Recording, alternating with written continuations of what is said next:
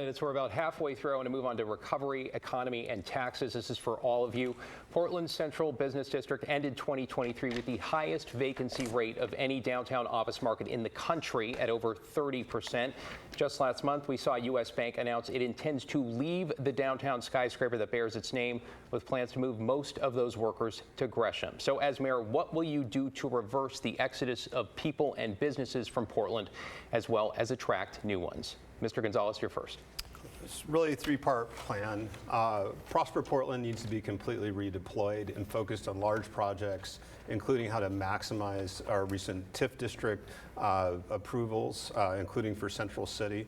Prosper Portland has been a social engineering group for the last 10 plus years. Used to do a phenomenal job of bringing big projects into the region, including Pearl District and South Waterfront. We need to use that same focus on big multiplying projects when we talk about Broadway Corridor, OMSI across the river, and Central City. Second, we have to be strong advocates for our taxpayers. Our tax burden is way too high because of Metro and Multnomah County taxes added in recent years. We cannot be number one or two in terms of total tax burden and be successful unless we are offering services to our taxpayers that are commensurate with that tax. And folks aren't seeing that value. So we need some relief in terms of tax burden. Last, as the next mayor, you're gonna be a champion for the city, and you also have to lead. That means requiring your leaders to be in the office every day downtown. Thank you. Mr. Wilson? Certainly, our downtown core, as you noted, 30% office vacancy rate and increasing. If we looked at some of the office vacancy rates of other cities that have recovered, we're losing $3 billion in worker wages and rents alone. So we have to rebuild that back. A couple of ways to do that are to create a vibrant downtown urban core. Again, we have all of these Class A, B, and C offices that have to be focused on converting from offices to residential. There's money out there. The Biden administration just released $10 billion. That's free money. We need to go after it. And then when we try and convert one of these buildings, we have to act nimble. There are cities around the nation that are doing conversions and creating the permits in 2 months. They've added thousands of units in downtown. We haven't added any because of our credits that we're offering for businesses to move into our downtown are complex and difficult. We have to accelerate that. But also, to finish, we have to focus on blocking and tackling. We have to restore public safety and cleanliness to our downtown to welcome an influx of people back to our core. Thank you, Mr. Wilson. Ms. Rubio. So for me, I believe that we need an economic development approach that's beyond just Prosper Portland. We can't just delegate those kinds of responsibilities and roles to one agency. It needs to have a more comprehensive approach through the city. We need to be poised and aligned internally to optimize the landscape for businesses so that they can come back. We just also released Advanced Portland earlier this year that provides an economic development framework. And there are some really good things that are in that framework. And also, we've implemented a couple of them. The first being the small business office, which is the first time we've ever had that in the city of Portland for a city of our size. Also, office to housing conversions that we just talked about. The mayor and I passed that recently to incentivize more development. We need more work.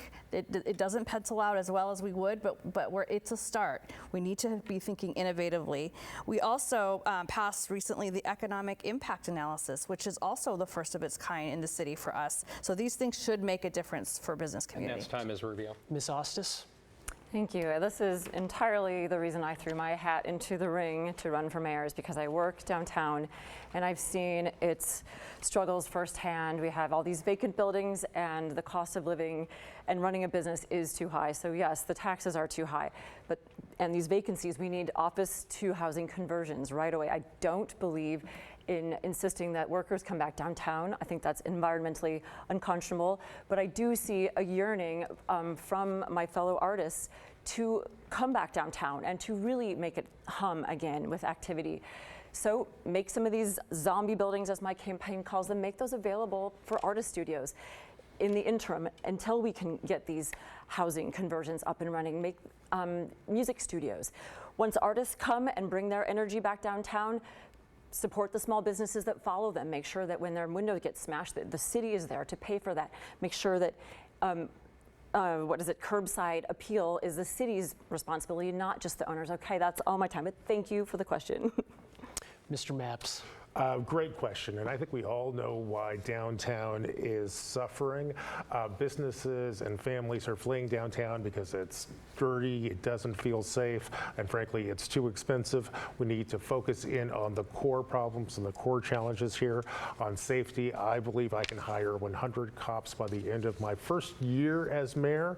Homelessness, those tents and needles we see on the streets is one of the reasons why folks are afraid to set down roots and grow a business there. I believe I can house 1,000 people by the end of my first year as mayor, so I will focus in on that. And I believe we also need to focus in on the core of Portland's economy, which is small business. And we all know small businesses are hungry for, frankly, capital. I think we need to reimagine Prosper Portland with a new emphasis on providing small businesses with capital through things like loans, grants, and incentives.